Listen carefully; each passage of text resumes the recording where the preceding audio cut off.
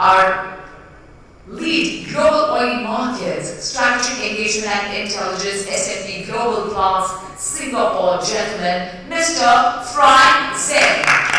Ladies and gentlemen, Mr. Frank Zeng has been a member of the Global Energy Markets Engagement Team at S&P Global Platts since 2019 and is the lead for Platts Global Oil Markets Engagement, representing Platts at key stakeholder meetings and special projects. Mr. Frank started his career in S&P Global Platts covering various Asian petrochemical markets and was the senior editor, Asia Perazzaline, before moving into his current role.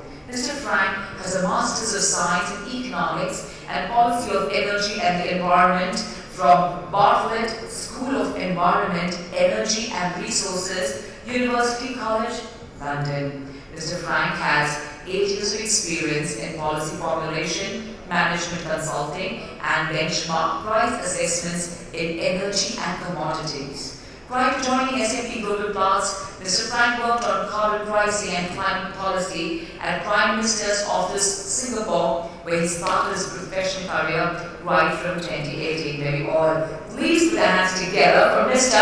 Frank Zeng. Good morning, Minister.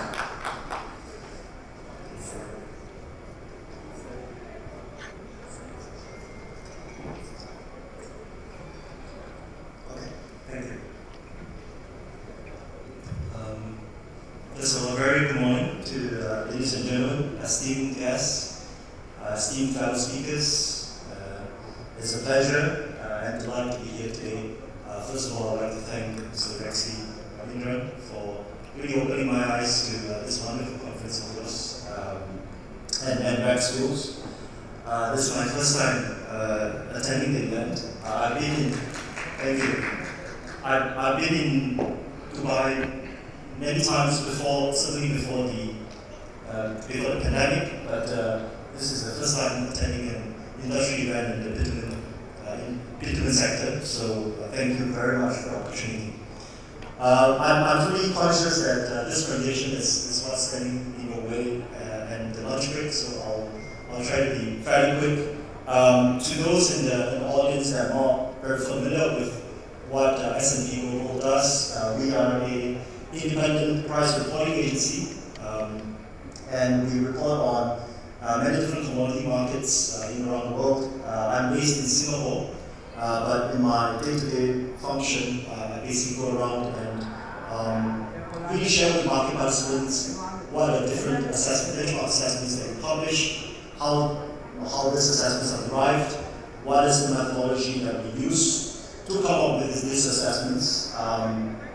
And also, really just to collect intelligence from market participants such as yourselves on what the market means in terms of various pricing solutions that S&P Global Platts can potentially bring to the market. And I think Dr. Hamid mentioned a lot about challenges the oil and gas industry is facing in his previous presentation. I think one of the main challenge for a market such as bitumen, when I see a lot of similarities between the bitumen market and some of the other markets I've covered previously, is that is still to date a pretty heterogeneous market in terms of the fact that there are many different grades of bitumen that are sold by different administrations. There are different import specifications across geographies. In terms of production of bitumen, again, it's not something that necessarily refineries look at first and foremost when considering refining cracks and margins. And there is often a disconnect between what the end-use market is prepared to pay for the product and what refineries have basically marked their sales of bitumen against. And I think that problem is really, not a problem but a challenge, is really what a lot of the traders that I've spoken to, a lot of the purchasers of bitumen in the market I've spoken to have shared with Platts. I just want to start off by giving a caveat that bitumen assessments itself is something very new to Platts. We just recently launched assessments for this, as you can see on the slide, in October of last year. Platts has traditionally been more of an established benchmark provider in the upstream crude oil and refined product market, including fuel oil. But bitumen has been something that we've always looked at, but that unfortunately we've not really had launched any market coverage for this product until last year. So the first part of my presentation is to just share with you what are some of the assessments that we've launched. These are the two, FOB Singapore and FOB South Korea, that we launched last year, and you can see the various specifications, grades, cargo sizes, and the assessment they can for this. The rationale, and again, this is based on, I think, quite extensive research and speaking just with market participants as we conducted research around this market last year, was the fact that, in terms of the main exporting hubs and just the specifications of the cargoes being exported, the market, certainly in Southeast Asia and North Asia, are still pretty much congregating around. I know this audience, and today we are in Dubai. The sort of main trade flows this part of the world is not too much of a North Asia focus, but for Platts, this is where we started off in terms of assessments, FOB Singapore for PEN 60-70 grade, and then the PEN 60-80 grade for FOB South Korea. And we've really sort of aligned this with the existing methodology that we have on fuel oil, which is really assessing the physical market for cargoes loading out of Singapore 15 to 30 days forward. Again, I think this time Dr. Khalid in his previous presentation, and as well as the question posed by Mr. Rashid around volatility, around the fact that there is often a price lag or delay from where there is a discovery and from where the end users really actually receive the cargo, is a major challenge as faced by, I think, the building market in Asia. So the approach that Platts has taken is to really use what is known as the Platts market on close process to try and assess this market and provide a spot value for FOB Singapore and South Korea bitumen prices on a daily basis. It's something that I think we've certainly received a lot of strong support from many of the major refineries in Asia, as well as the traders that are trading this product on a daily basis. As I mentioned, in terms of the assessment methodology itself, it's very similar to the approach that we have undertaken for pretty much the entire refined product, the suite of refined product assessments that you might be familiar with, known as MOPS or Mean of Platts Singapore. This is for everything ranging from gasoline, naphtha, gas oil, jet, fuel oil, right? And of course, following IMO typically marine fuel 0.5% sulfur. They are all assessed based on the same methodology known as the Platts market on close. Similarly, for the Gulf Coast, we have the Platts MOPEC assessments, which stands for Mean of Platts Arab Gulf. And the MOPEC, the suite of MOPEC assessments are quite prevalently used this part of the world, certainly for Middle Eastern exports into India, into South Asia, into East and South Africa. That is something that reflects the local fundamentals in the Middle East market. And you can see on this slide as well some of the other major benchmarks that we publish on a daily basis that are used very widely by market participants. For LNG, that's JKM. For cargoes delivered into Japan, China, Taiwan, South Korea on a daily basis. Platts paraxylene is something that I've covered quite extensively before. It's very prevalently used by the petrochemical sector. And then for IMO, we have the Platts Iodexx. For upstream crude oil, of course, Platts Data Brent and Platts Dubai are two of the most commonly used benchmarks to price light sweet and medium sour grades respectively. So what exactly is the Platts MOC? It's really an avenue for market participants to voluntarily share with Platts their bids, offers, and the price levels of the trips in an environment that is administered by Platts. The editorial team basically follows the market on a daily basis that culminates in a final on-close value at 4:30 p.m. For the Asian markets, that's 4:30 p.m. Singapore. And then we have the same process for EMEA region, for Europe and the Africas, and that's based out of London. And similarly, an MOC process for the Americas region based out of Houston. So really what this aims to do is to pinpoint an exact, precise value of where the market is trading at 4:30 p.m. rather than, taking an average of all the price information we've heard throughout the week or throughout the day. The publication of assessments based on the MOC methodology gives a snapshot of the market at precisely the close of the market. And I think there are, of course, many different ways that in which both Platts as well as our competitors might assess the market value. There's the often used weighted average approach, indexation approach. MOC is one that we've used for most of our crude and refined products markets. There are, of course, pros and cons of each approach. I think why certain markets are more suitable for the MOC method are listed here on the slides. They tend to be more standardized, more time sensitive. We've seen how, just over the past few days, ice Brent futures could be $104 per barrel in the morning, and then in the evening, the value would have fallen to below $100 per barrel. Geopolitical factors influence certain markets to an extent that really, when we are talking about prices and price levels in the market, I would need to ask what exact time span are we talking about, right? And I think that is really the underlying reason why we've gone with a 4:30 p.m. approach, we've gone with an on-close value that allows the entire market to compare values, not just for the bitumen market, but allows you to market across the entire barrel, from crude oil all the way down to downstream markets, all the way down to petrochemicals, other related markets as well. And this, of course, is the same methodology that we apply across the board for oil, LNG, petrochemicals, some of the markets that I mentioned here.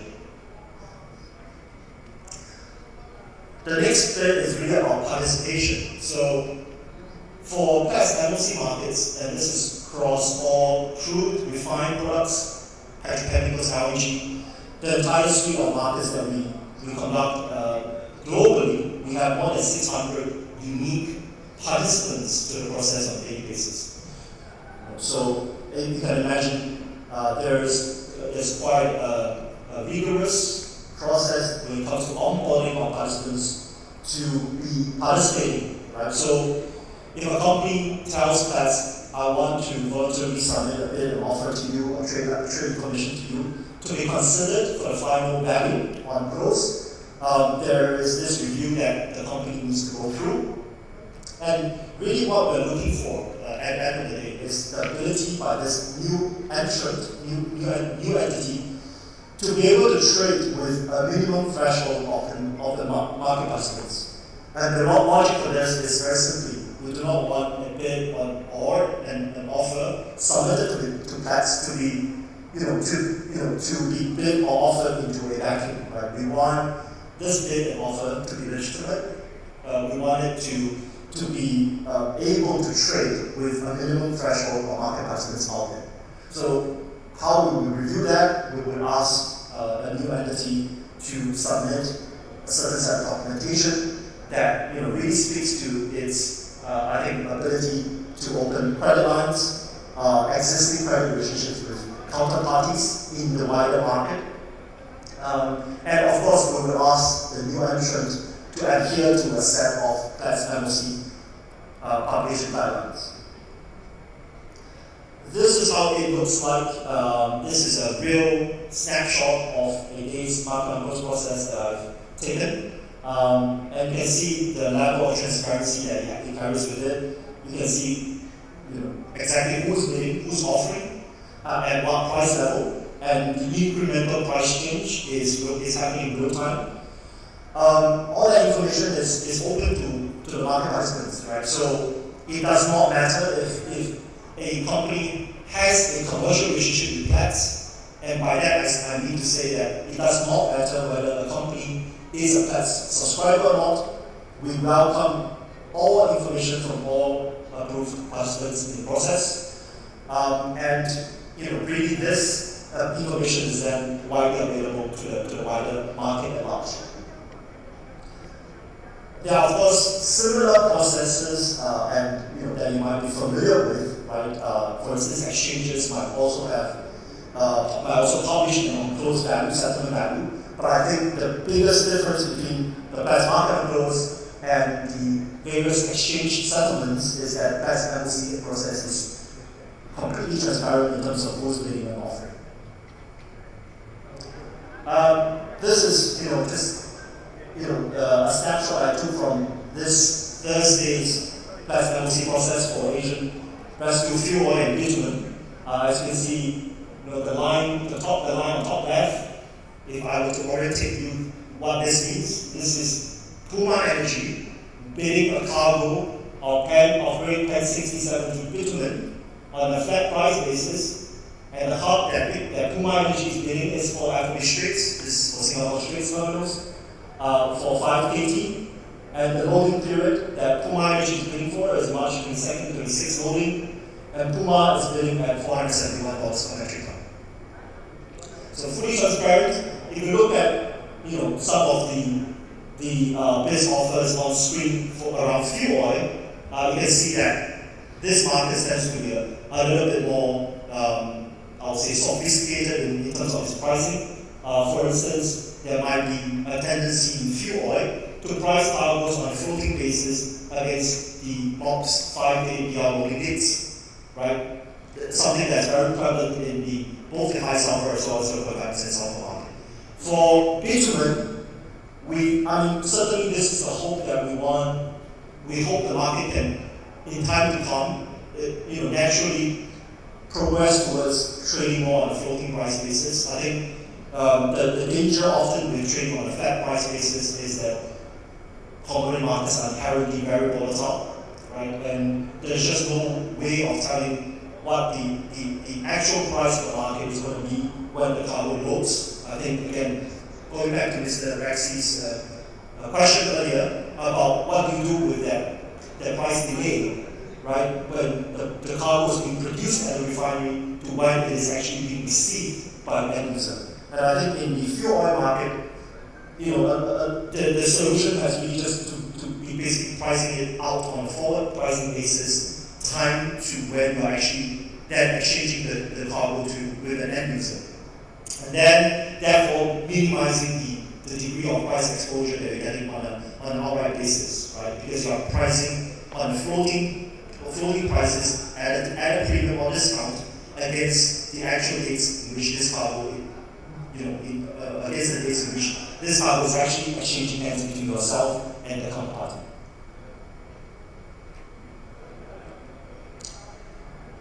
Right, so I'm not going to belabor on here. I think this is just really a summary of the various information that Platts considers for our final on-close value on a daily basis, the various inputs. Apart from the market on-close process, all this transparent information that you see here on screen, we will also, of course, reach out to traders, reach out to refineries, asking them what is the level of the last tender you have awarded at, any spot information that would help the actors arrive at the final value in the absence of any transparent information in the market and post process. In terms of the timeline, there is a cutoff every day at 4 p.m. and for the next half an hour until 4:30 when the market closes, the only thing that you see different is the bids and offers improving in value. We will not accept any fresh bids offers into the process after the cutoff timing. And the rationale for this is really so that it gives the market enough time, 30 minutes every day, to react to every price increments. Value, as I said, it moves as a function of time.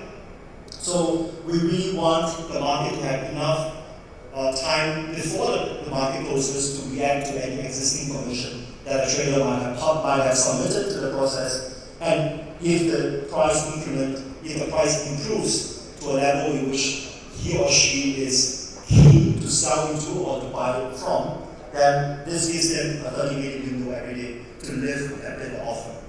In terms of the specifications, that what we are assessing, what we are reflecting, you can see here on screen, and the various test methods that we have identified as being the de facto or the most commonly used testing method for each of these specifications.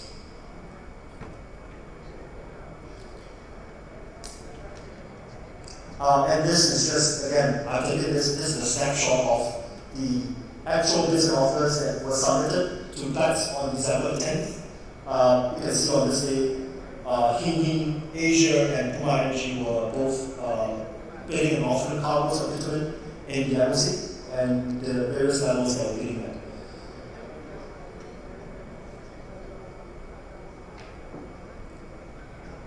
So, it's, like I said, it's bitumen assessments, and the embassy itself is fairly new to Platts.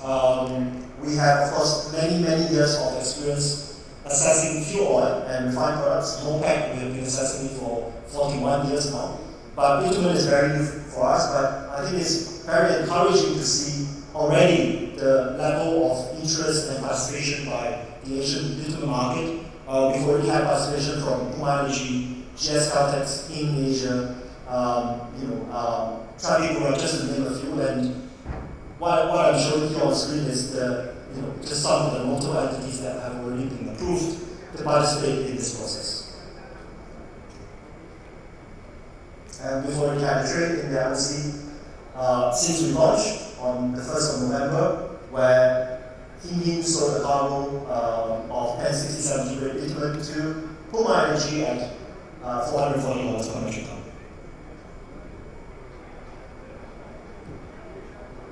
Alright, so I'm conscious of the time. I'm going to move on to talk a little bit about what's happening in the market, especially I think the last couple of days has been really volatile. A couple of days, right? For not just bitumen, not just fuel oil, but global commodity markets in general. This is metals, this is precious metals, this is petrochemicals. We're all feeling the volatility basically that is originating from upstream crude oil markets. I think, just to elaborate a little bit on this slide, what you're seeing here is the FOB Singapore 1060-70 plus FOB Singapore 1060-70 bitumen assessments, and its crack to Dubai M1 crude oil assessments, and the respective corresponding crack for 380 HSFO. So, I think a lot of the feedback that we got while we're doing the research to launch bitumen assessments last year was the fact that since IMO 2020, the amount of bitumen that's been produced has fallen. So less liquidity in the market, less liquidity, more volatility in spot trades. And two, the degree of linkage between HSFO 380 and bitumen has really decoupled. So what I mean to say from that is, whereas in the past, a lot of especially in North Asia, South Korean refineries might have a tendency to sell their bitumen against the MOPS 380 print. Post IMO 2020, we are seeing increasing decoupling of 380 and bitumen pricing. So basically, there are times where 380 prices have spiked, but bitumen prices stay relatively stable. Of course, pricing against 380 could be a good thing for refineries looking to sell for higher price, but it may be less receptive to end users, because they might be looking at where the domestic bitumen prices are pricing at and say, this is more reflective of our domestic country's fundamentals, right? So ultimately, we want to provide market participants with a solution, with an assessment that's actually reflecting the actual bitumen fundamentals. And I think this slide just goes to show the degree of decoupling between the two products over the last couple of months. In terms of the margins as well, in South Korea, we've seen really it lagging behind Singapore because of less than robust import demand from North Asia last year. I'm not by any means of the imagination an expert in bitumen. I'm sure many speakers will share a little bit more about fundamentals in the North Asian market. But what this does mean is that, in terms of the pricing, we've seen South Korea bitumen trailing behind Singapore for extended periods of time last year because of that lack of buying from China, from the North Asian market, for pretty much the most of 2021. And in Singapore as well, we've really seen that differential to the high sulfurs really come down over the last couple of months. There's, again, I think the lack of purchasing from North Asian countries. I think in Southeast Asia as well, if you think about the main importers, Vietnam, Thailand, Indonesia, again, there's been, I think, a less than robust start to the year in terms of purchasing. And of course, in terms of Southeast Asia, the monsoon season is about to arrive over the next couple of months as well. So I think that's really dampened sentiments for bitumen purchasing out of Singapore over the last couple of months. And you can see from this slide as well, the drop-off really from China and North Asia countries over the last couple of months, especially over the month of January. We've seen a huge dip or drop-off in purchasing from Singapore. What has been, more of a positive has been, really the continued purchasing of bitumen from Vietnam that's really supported the Singapore market over the last couple of months. In terms of the high sulfur market, it's been a pretty, I would say, interesting couple of months. High sulfur market was the one that really a lot of market participants, refineries, analysts, consultants have all sort of envisioned before IMO 2020 to completely vanish, or maybe the demand in high sulfur will fall to an extent that it becomes inconsequential or immaterial. That has certainly not happened. In fact, high sulfur fuel oil market post IMO has really gone from strength to strength. And I think that's something the market maybe did not see coming. And the demand for high sulfur market is not just the fact that scrubber installations from the marine sector demanding this product. In fact, these days we're seeing about 22-25% of the Singapore bunker market continuing to demand high sulfur fuel oil. It's not just that, but I think the bigger picture of high sulfur going into utilities and power generation was hugely sought after last year, especially if you guys, if the audience recall the background, the context to, the really high crude oil and gas prices for much of the second half of last year that really necessitated a lot of the regional, especially South Asian utilities plants to switch back to producing electricity from high sulfur fuel. And you can see, in fact, in Singapore, on-land stocks fell to a 26-month low in September of last year. This came just 18 months after the start of the pandemic. So the market has not just recovered, but it's really rebounded and continuing to grow from strength to strength. And you can see of course, the line back, reflecting that that bullish end to 2021. But of course, this year the high sulfur cracks have come down and are currently hovering about -8 to -$10 per barrel. Still, I'd like to just compare this to pre-IMO. Still much better in terms of refinery economics to pre-IMO, where if we recall back to 2019, for pretty much the second half of 2019, HSFO cracks against Dubai was hovering around -$25 to -$30 per barrel. So still much better than where we were before. In terms of cash differentials, this largely tracks the M1 and M2 structure, and again, the reason for that is because as a trader, as an importer of the cargo, you are at the risk of basically storing your product and then risk selling it at a much lower price the following month if there's a steep backwardation in the market.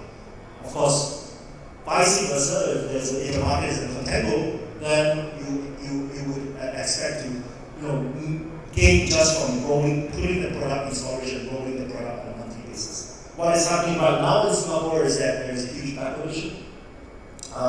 Certainly, we see that more in the marine fuel 0.5% market, but we're seeing quite a steep backwardation in high sulfur market as well, and that's basically disencourage market participants to bring in power to Singapore and keep it in storage.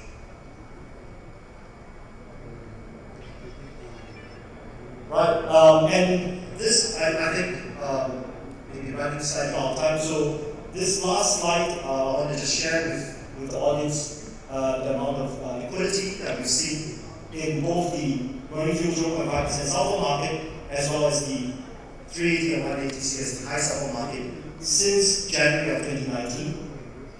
As you can see, in terms of market activity in Singapore, we've seen marine fuel 0.5% starting to shrink really before even January 2020 has happened. Right? So then this followed by a few months of natural progression as the market started to get accustomed to marine fuel 0.5% sulfur cargoes. And then we saw a massive peak in activity in July of last year, July of 2020, because of that spike in the demand for utility sector going for high sulfur fuel oil that I described earlier. But in terms of base load bunker demand, we've seen a gradual progression of the market to switch from high sulfur to marine fuel 0.5% sulfur. But it's certainly not gone away. So you can see in terms of base load, I forgot to sort of explain the charts. The chart on the left is for the physical market, and the chart on the right is the derivatives market. So if you look at the derivatives market, for example, right, the need for market participants to hedge their physical exposure against 380 paper has certainly not gone away, and you can see that it's actually gone from strength to strength. These days, it accounts for approximately 1/3 of the overall liquidity and volumes reported in the Platts market process. So this comes up to about 2.2 to 2.5 million metric tons per month. And if you sort of compare that with how much overall physical volume there is in Singapore is about 50 million metric ton market, right, in terms of the base market demand. So on a monthly basis, about 4 to 5 million is the base load. So with that, I am out of time. I hope the session has been rather helpful just to give you an insight to why is it that Platts has launched Bitumen assessments and how we can potentially help your businesses. I look forward to, not sure if there's time for Q&A, but I look forward to having one-on-one conversations with the audience outside if I have the opportunity over the next coming 2 days. So thank you very much.